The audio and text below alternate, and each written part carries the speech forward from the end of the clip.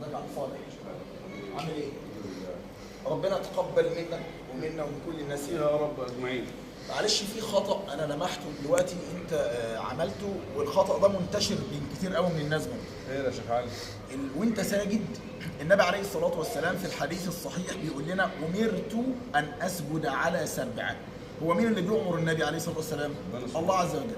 فالنبي بيقول إن ربنا أمرني وأنا ساجد أسجد على 7 أعضاء. إيه هم ال7 دول؟ خليك معايا كده يا عم صالح. وأنا ساجد الجبهة والأنف دي واحدة، يبقى لازم تكون كده، تمام؟ تمام. والعظمة دي والعظمة دي واحدة، يبقوا كده، تمام؟ تمام. ودي ودي يبقى 2، يبقى 2 4، ودي ودي واحدة يبقى 5، ودي بقى اللي احنا بنتكلم عليها، تمام؟ ان وانت ساجد رجليك تبقى صباعك كده، هدي كده، لازم تبقى كده، تمام؟ ما ينفعش اعمل كده، ما ينفعش اعمل كده كده. وانت ساجد عمال تحرك ايه؟ رجليك كتير. جمهور العلماء قالوا ان السجود على 7 اعضاء سنة مؤكدة.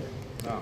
لكن عندنا أسيادنا من الحنابلة وبعض الآراء عند أسيادنا من الشافعية قالوا إن السجود على 7 أعضاء واجب، تمام؟ فأنت حطيت نفسك في دايرة إن ممكن تبقى الصلاة باطلة عند البعض يعني. فاللي عايزك تاخد بالك منه بعد كده، إلا إذا كان في عذر، يعني في تعويرة في صباعك مثلا مش قادر توقف صباع رجليك كده مثلا، لا يكلف الله نفسا إلا وسعها. لكن طول ما فيش عذر، فالنبي عليه الصلاة والسلام بيقول أمرت أن أسجد على إيه؟ لان بعض الناس برضه هو ساجد تلاقيه عمال يلعب براسه كده ويحرك راسه كده، لا، دي ودي خشوع لله عز وجل. والعظمتين دول على الارض كده، والاثنين دول ورجليك الاثنين تبقى ايه؟ تبقى واقفه كده، تمام؟ يبقى ده السجود بنفس الهيئه دي كده. نعم. تمام؟ فالله يبارك فيك، خلي بالك من الامور دي عشان الصلاه بتاعتنا تطلع كده كما يريدها الله عز وجل. نعم. وربنا يتقبل. ربنا يتقبل منك ان شاء الله.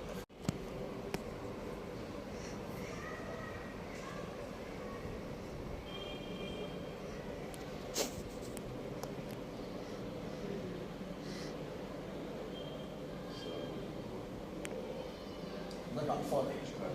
عامل ايه؟ ربنا تقبل منك ومنا ومن كل الناس يا رب اجمعين. معلش في خطأ أنا لمحته دلوقتي أنت عملته، والخطأ ده منتشر بين كتير قوي من الناس منه. خير يا شيخ علي.